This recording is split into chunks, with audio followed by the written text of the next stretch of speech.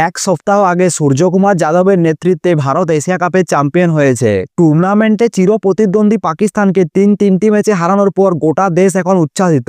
আকাশছোঁয়া সাফল্যের মাঝেও একটি আক্ষেপ বয়ে বেড়াচ্ছেন সূর্যকুমার যাদব, আর সেই আক্ষেপের কথা তিনি স্বীকার করেন। তিনি বলেন তার সাফল্যের পেছনে রয়েছে তিনজন ক্রিকেটার: মহেন্দ্র সিং ধোনি, বিরাট কোহলি ও রোহিত শর্মা। এশিয়া কাপ জিতে দেশে ফেরার পর এক সাক্ষাৎকারে উঠে এসেছে তার জীবনের বিশেষ অধ্যায়। মহেন্দ্র সিং ধোনির নেতৃত্বে জাতীয় দলের হয়ে একবারও খেলায় সুযোগ না পাওয়া সূর্যকুমার যাদবের ক্রিকেট জীবনের সবচেয়ে বড় আক্ষেপ। দীর্ঘদিনের সেই স্বপ্ন অপূর্ণই রয়ে গেছে।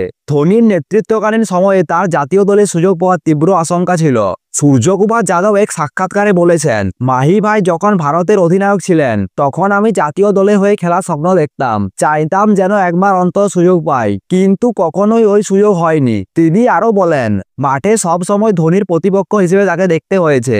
এমনকি ব্যাট করার সময় তিনি উইকেটের পেছনে রয়েছেন, কিন্তু প্রতিপক্ষ হয়েও তিনি মহেন্দ্র সিং ধোনির কাছ থেকে অমূল্য শিক্ষা লাভ করেছেন। বিপক্ষে খেলেও মাহি ভাইয়ের কাছ থেকে একটা জিনিস শিখতে পেরেছি, তা হলো চাপের মুখে কিভাবে শান্ত থাকতে হয়। তিনি মাঠের সব দিকেই নজর রাখেন, কি ঘটছে দেখেন, তারপর সিদ্ধান্ত নেন।